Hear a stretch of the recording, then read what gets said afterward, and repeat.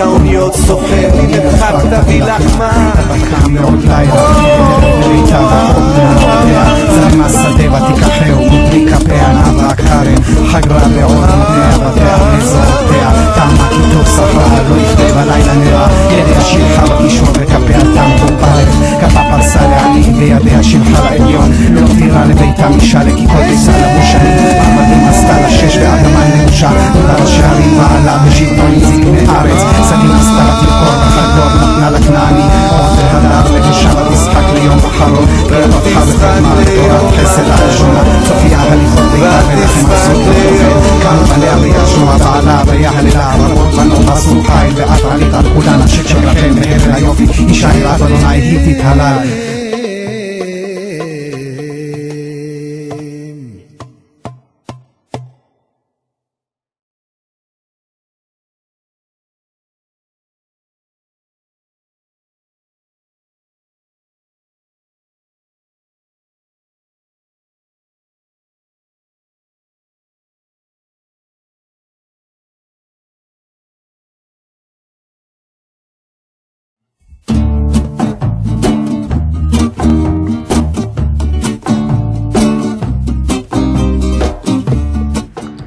Boker Tov, chers amis, shalom, Boker Tov, shalom à tous et à toutes.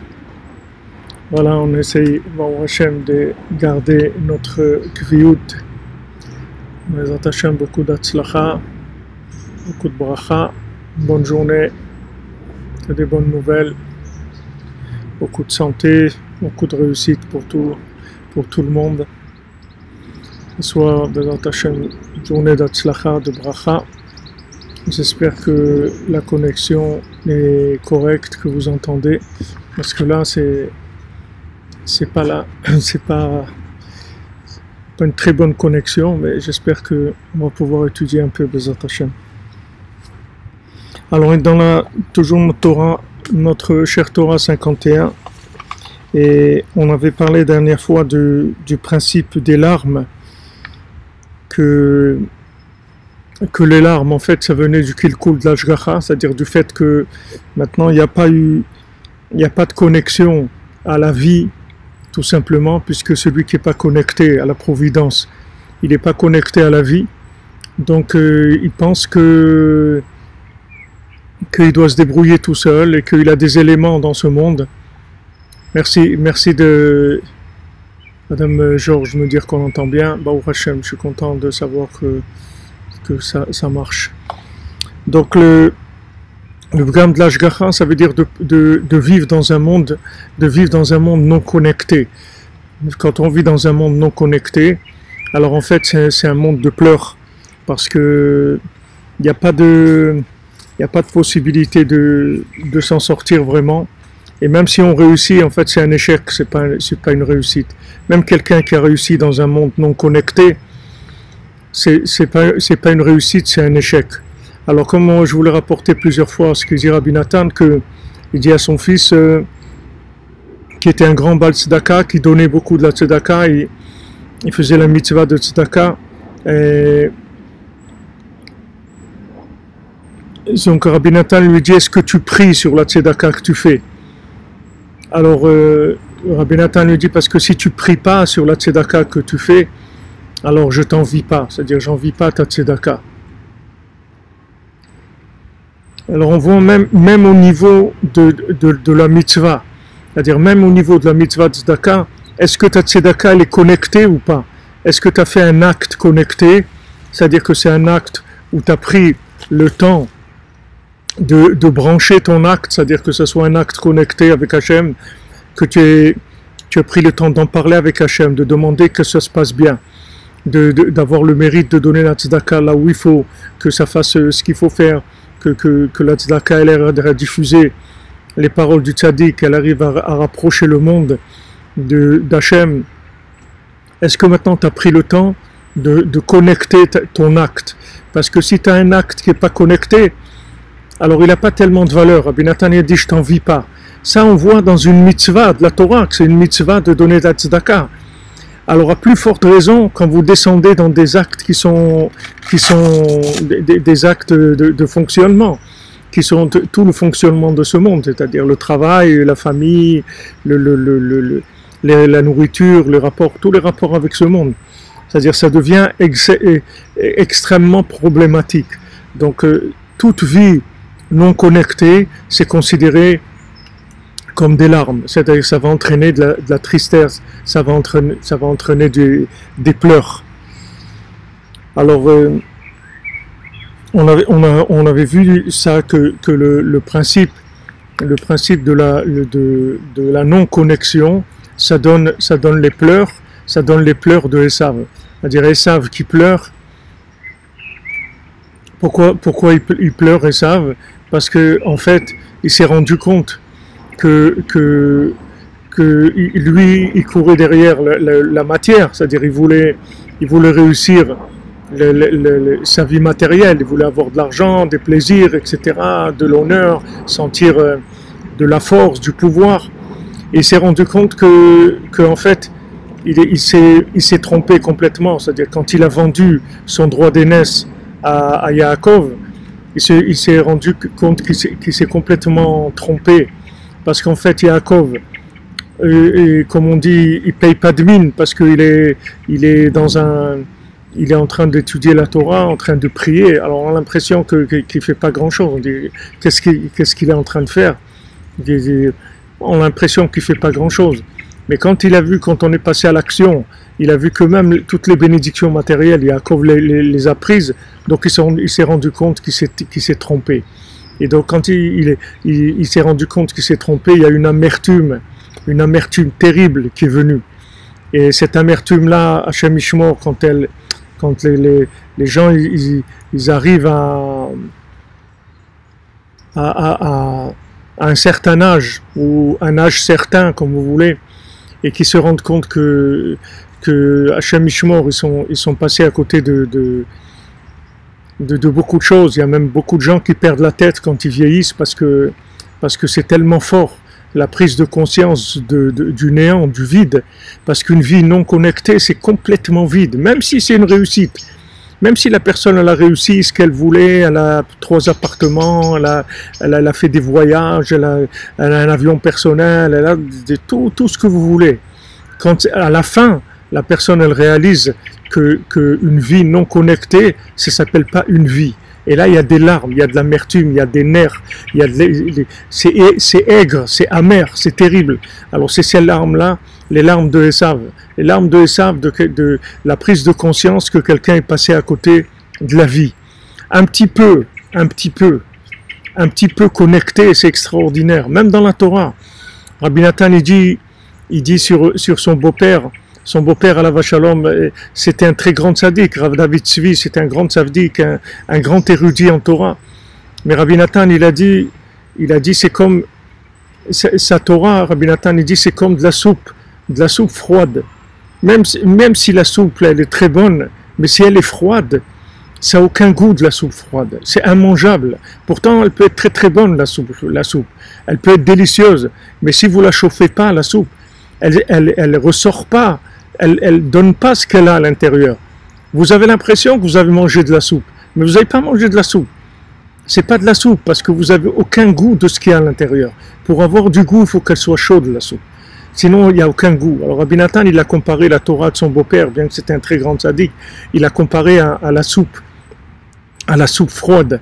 Il dit, c'est vrai, c'est une soupe extraordinaire, il y a tellement d'ingrédients extraordinaires à l'intérieur, mais elle est froide, c'est-à-dire il n'y a rien dedans. Ça, c'est la même chose, des gens, ils ont une vie, même s'ils ont une vie qui s'appelle, entre guillemets, réussite par rapport aux critères de ce monde, mais quelle réussite? La réussite de quoi?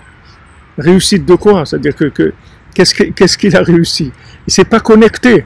Même si vous avez un petit peu, mais connecté, un tout petit peu, un petit coin tranquille, une petite famille, une petite maisonnette, un petit truc tranquille, petite maisonnette, une petite maisonnette et des petits maisonnettes et une petite vie tranquille, tranquille, pas des choses qui sont extravagantes, mais c'est connecté, ça a du goût, ça c'est une autre dimension complètement.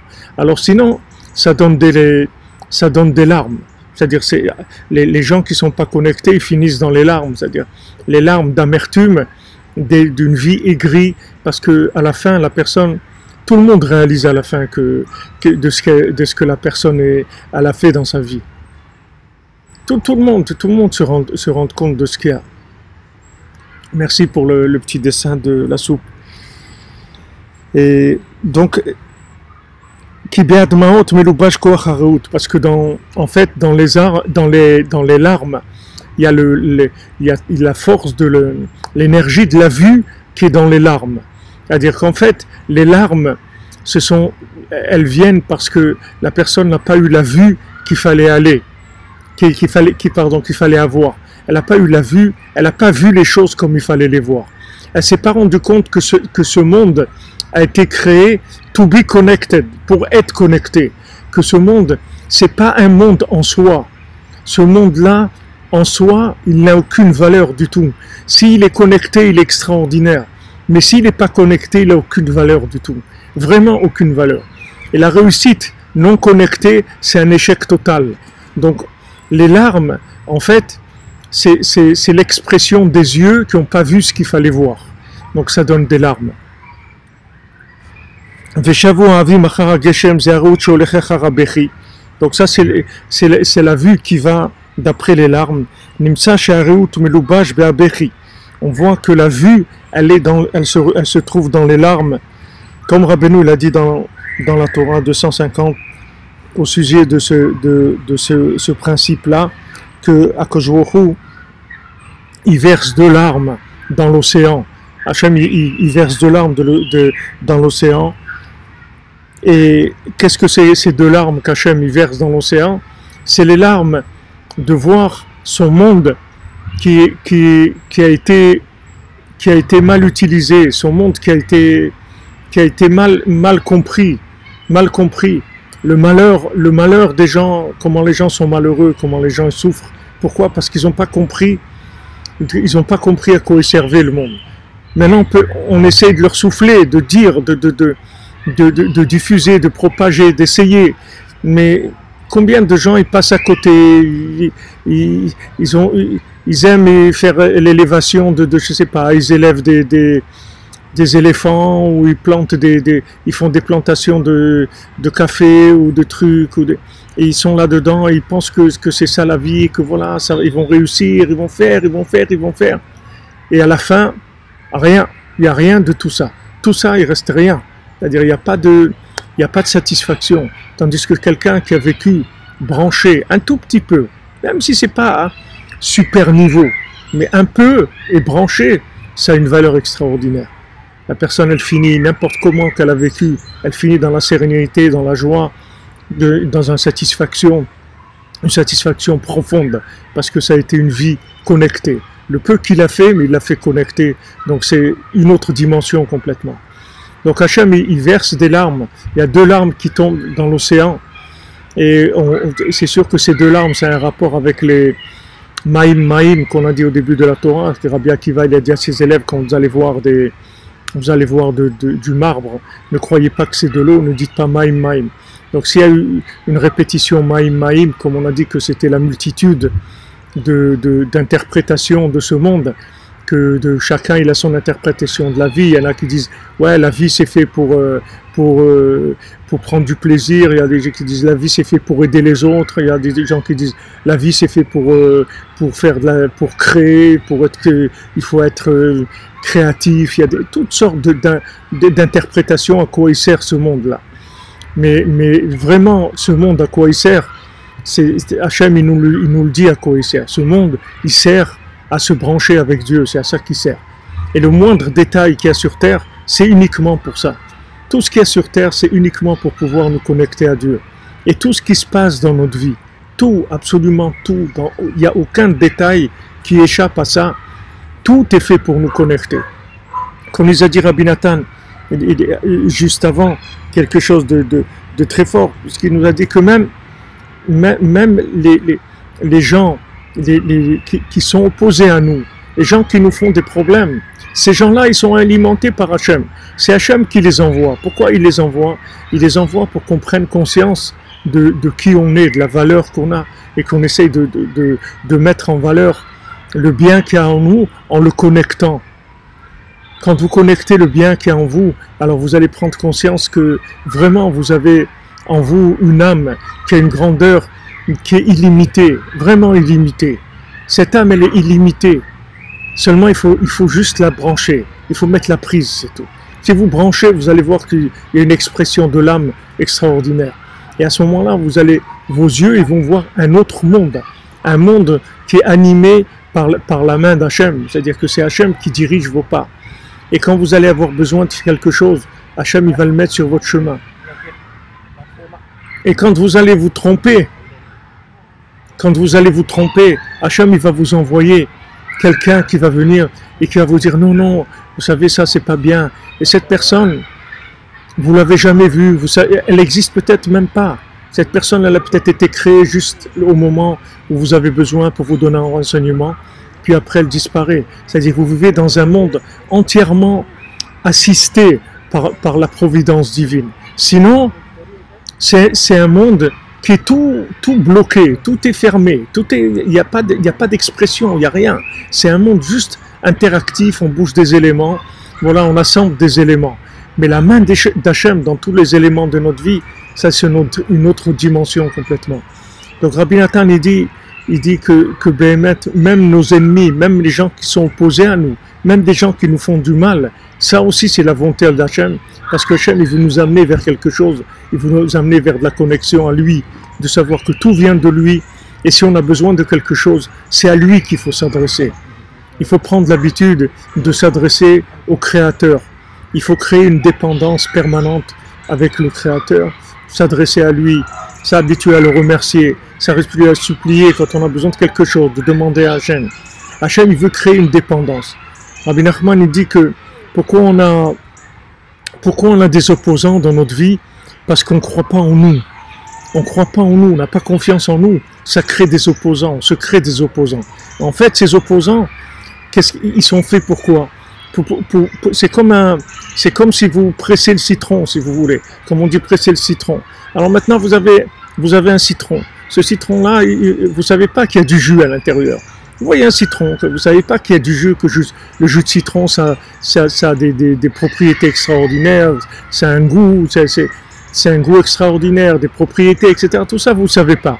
Alors maintenant, on met de la pression, on presse le citron, et ça fait sortir le jus qui est à l'intérieur. Les individus, c'est la même chose.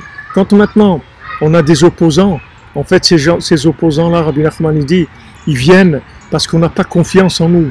Alors, ils viennent pour nous obliger à chercher à l'intérieur de nous-mêmes. Quand maintenant, vous avez des opposants, alors ça vous limite le rapport avec l'extérieur. Vous dites, ah, quand même, je suis déçu, ces gens-là, ils m'ont déçu, cette personne, elle m'a déçu, j'avais confiance en elle, j'avais espoir en elle, je croyais que c'était quelqu'un avec qui j'allais pouvoir faire ma vie, ou bien avoir une amitié, ou construire des choses, ou faire du business, ou n'importe quoi. Et maintenant, cette personne, elle m'a déçu, elle est devenue, elle est rentrée dans l'opposition à moi. Et pourquoi Hachem, il fait ça? Pourquoi Hachem, il fait ça? Hachem, il fait ça pour que vous cherchiez à l'intérieur de vous-même, pour que vous arrêtiez de vivre en dépendance avec autrui, que vous cherchiez à l'intérieur de vous-même. Tout se trouve à l'intérieur de vous-même. On a tout en nous. On a tout. Rabbeinu il a écrit une Torah dans l'Écoute Moran qui s'appelle Echad Haya Avraham. Echad Haya Avraham. Avraham Avinu, il était Echad, il était seul au monde. Il se considérait comme un homme seul au monde. Et tout ce qu'il construisait, il le construisait par rapport à ce qu'il avait à l'intérieur de lui-même, pas par rapport au rapport avec les gens. Le rapport avec les gens, il venait selon la construction qu'il avait à l'intérieur, mais pas le contraire. Il utilisait l'énergie qu'il avait à l'intérieur, il la connectait avec Hachem, et ça, après, c'est ça ce qui servait de rapport avec l'extérieur, mais pas le contraire. Pas le contraire, pas se construire avec les rapports avec l'extérieur. C'est pas ça qu'il cherchait. Il cherchait pas à se construire par rapport aux autres. Lui, il construisait les autres avec ce qu'il avait trouvé. Vous vous rendez compte, si chacun d'entre nous, on arrive à trouver le bien qu'il y a en nous, et on le met sur la table, comme on dit, on le met à la disposition des autres, mais on va vivre une vie extraordinaire, parce que ça va être extrêmement riche, parce que chacun a des choses merveilleuses à l'intérieur qui sont uniques en plus, qui sont uniques. Il n'y a pas deux personnes qui sont identiques. Chacun elle a son message, elle a sa façon de vivre sa connexion avec Hachem. Et quand on partage ça, c'est merveilleux. Ça donne une vie merveilleuse. Et au lieu de ça, les gens ils ont fait le contraire complètement, c'est-à-dire vivre en exploitation de mon entourage. Comment je peux exploiter la nature? Comment je peux exploiter les individus? Qu'est-ce que je peux tirer de celui-là? Qu'est-ce que je peux tirer de l'autre? Qu'est-ce que je peux prendre de ça? Et après, quand ça marche pas, alors les gens ils sont déçus, ils disent voilà, moi j'avais confiance, etc. Je croyais que cette personne, elle allait m'aider, je croyais que cette personne allait faire ça pour moi, ou elle allait faire ça pour moi. Et en fin de compte, elle est déçue. Mais Rabbi nous dit, tous ces opposants que tu as, en fait, ils viennent parce que tu crois pas en toi, c'est tout. Parce que tu es en train de chercher à rafistoler ta vie avec des éléments extérieurs. Tu as tout à l'intérieur. Connecte-toi avec Hachem. Habitue-toi à parler avec Dieu et à faire sortir le bien qui est en toi. Commence à vivre, commence à naître, commence à être vraiment ce que tu es. Voilà ce que Rabbeinu nous dit de faire. Et bon, Hachem, regardez, c'est pas compliqué. Qu'est-ce que Rabbeinu nous dit? Voilà, tu parles avec Dieu, tu fais Tikkun HaKlali, des choses simples, tu viens au man. Tout ça, ce sont que des outils de connexion. Tout ce que Rabbeinu il a amené dans le monde, c'est que des conseils, comment se connecter. Comment se connecter à Hachem, comment se connecter à la vie, comment se connecter à soi-même, comment se connecter aux autres aussi. Parce que c'est un autre rapport. Quand vous n'utilisez pas les gens comme étant des pions qui vont servir dans vos intérêts, alors c'est une autre vie. Parce que vous communiquez en tant qu'être libre, vous attendez rien de personne que des échanges gratuits. Vous avez aucune envie d'exploiter qui que ce soit. Parce que l'énergie, vous la tirez de l'intérieur de vous-même. Donc vous n'avez pas besoin de tirer de l'énergie de qui que ce soit. Vous en voulez à personne, vous attendez rien de personne. Que des échanges gratuits. Et c'est merveilleux. Regardez aujourd'hui ce qu'on vit, Baruch Hashem, avec Internet, ce que Hashem nous a donné, comment c'est magnifique. On peut échanger tout. Vous rentrez dans Google, vous cherchez quelque chose. Voilà, des gens, ils vous font. Vous cherchez, vous ne savez pas comment arranger votre téléphone, vous ne savez pas comment faire ça. Et voilà, des gens, ils mettent des vidéos gratuitement. Mais voilà, ils disent, voilà comment tu vas faire, ton téléphone ne marche pas, ben alors tu fais comme ça. Ton truc, ta machine à laver, elle ne marche pas, alors regarde ça. Mais c'est extraordinaire, c'est gratuit. C'est gratuit. Vous voyez que Hachem, il amène le monde à cette forme de vie, d'échange gratuit, d'après ce que j'ai trouvé. Moi, j'ai trouvé comment on fait ça. Alors, qu'est-ce que je fais avec? Alors, je le donne, c'est tout. Je le donne à l'autre. Et l'autre, il a trouvé quelque chose, alors il le donne. Mais ça va changer la vie de tout le monde. Ça va être une autre vie. Alors qu'avant, celui qui savait quelque chose, c'était pour l'exploiter, c'est tout. C'est-à-dire pour le vendre aux autres et pour acheter les autres. Il a besoin d'acheter les autres pour vivre, ou il a besoin de vendre pour vivre. Alors que vous n'avez pas besoin. Si vous êtes connecté, vous avez de la plénitude à l'intérieur. Vous avez de la plénitude, vous êtes bien. Vous n'avez pas besoin de prendre des autres quoi que ce soit. Vous êtes bien. Vous êtes bien à l'intérieur de vous-même. Vous avez tout à l'intérieur de vous-même. Yaakov, il a dit à Esav, moi j'ai tout.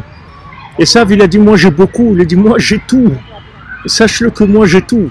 Il dit, mais qu'est-ce que ça veut dire que tu as tout? Tu ne peux pas avoir tout. Il dit, oui, j'ai tout, parce que j'ai la connexion. Donc là où je vais, je vois Hachem. Donc ça y est, j'ai tout. Du moment où j'ai Hachem, j'ai tout. Là où je vais, je retrouve la connexion avec Hachem. Donc tout est vivant. Donc j'ai tout. Même si j'ai un petit peu, ce que je vous disais, un petit peu connecté, mais c'est merveilleux. La première fois l'une des premières fois que j'avais été au Man, alors je logeais sur ce qui est aujourd'hui la synagogue qui est sur le Tzion. Alors c'était partagé en deux maisons, qui étaient des maisons de gens qui étaient des non-juifs, et la tombe, elle était donc dans le jardin de la maison. Alors je logeais chez un couple de vieux qui avait. Et vous voyez, ces gens-là, ils n'avaient pas de moyens, ils étaient très, très, très pauvres. Mais ils n'avaient vraiment pas grand-chose. Le fourneau à bois, etc. Bon, c'était ça le chauffage de la maison. Et tous les matins, je voyais qu'ils prenaient le petit déjeuner ensemble, ce couple de personnes âgées. Et chacun, à son tour, il lisait le journal à l'autre. Et l'autre, il écoutait comme ça. Un jour, c'était la dame qui écoutait son mari. Et un autre jour, le lendemain, ça changeait. Ils avaient comme ça par alternance. Alors, c'était le mari qui écoutait sa femme. Et changeait comme ça. Et j'ai vu que cette simplicité-là, qui vivait, c'est-à-dire ce bonheur-là, dans cette simplicité, en fait, il ne pouvait pas exister dans la société occidentale, industrielle, développée, etc. Parce qu'il y a une telle démultiplication d'éléments, ça a été tellement multiplié les choses, qu'il n'y a plus de simplicité. Tout est devenu énormément compliqué. Donc, il n'y a pas un réel bonheur. Même si la personne, elle a tout, elle va partir en vacances, elle a sa voiture, elle a ses billets d'avion, elle a son sac, elle a son truc, elle a son kit de ça, elle a son truc de là. Il y a beaucoup de choses, mais en fin de compte, vous allez au bout de ces beaucoup de choses, il n'y a rien du tout.